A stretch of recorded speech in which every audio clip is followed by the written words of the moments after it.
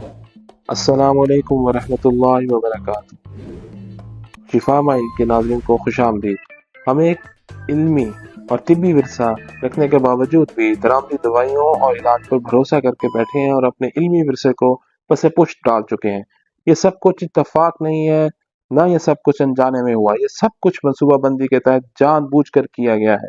ये एक ऐसी जंग है जो हमारी सेहत, हमारी अक्ल, हमारे शऊर और हमारे अजदाद के इल्मी वर्से पर मुसल्लत की गई है।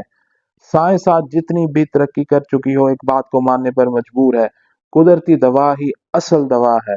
वो दवा जो कुदरत के कारखाने में बनी, जिसमें खुदबिनी अज्जा, कीमती मादनियात, मल्टी विटामिन और मल्टी मिनरल्स खुद ब खुद शामिल होते हैं, वही असल शिफा की माखिज है। लिबार्टियां चाहे जितनी मर्जी जदीद हो जाए, कुदरती दवा का बदल तैयार नहीं कर सकती। दूसरी तरफ अंग्रेजी दवा सिंथेटिक केमिकल से बनी, मसनूई अज्जा पर मुश्तमिल, जिसे उर्फ आम में ड्रग कहते हैं।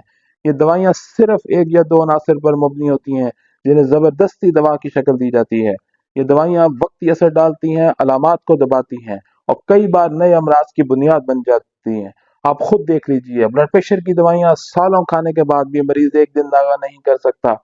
शुगर का मरीज 15 साल इंसुलिन लगाकर भी मुकम्मल शिफा नहीं पाता। सर दर्द का मरीज पूरी जिंदगी दवाइयां खा के भी सुकून नहीं पाता। ये इलाज नहीं है, ये जिंदगी भर का इन्हसार है, एक खूनी धंधा है जो इंसान की सेहत, इज्जत और जमा पूंजी तक को निगल लेता है। हर रोज हम अपने घरों, अस्पतालों और रिश्तेदारों में ये देखते हैं, छोटी सी बीमारी, अद्वियात का आगाज और आखिर में दिल, गुर्दे, जिगर तक फेल हो जाते हैं, लेकिन दवा खत्म नहीं होती और बीमारी भी खत्म नहीं होती। क्यों? क्योंकि असल दवा जो सस्ती, कुदरती और मौसर थी, उसे बंद कर दिया गया, दफन कर दिया गया।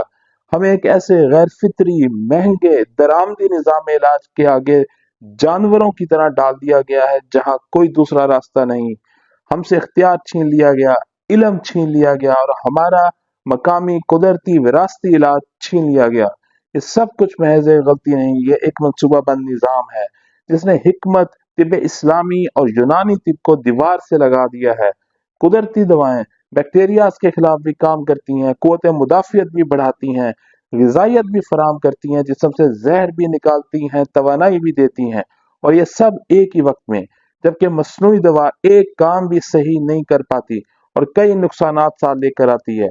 अब सवाल ये है, हम कब जागेंगे, हम कब अपने हुक्मरानों से सवाल करेंगे, क्यों हमें जहरीली बरामदी दवाएं इस्तेमाल करने पर मजबूर किया जाता है? क्यों तिब्बे इस्लामी, यूनानी और कुदरती तरीका इलाज को फरोग नहीं दिया जाता?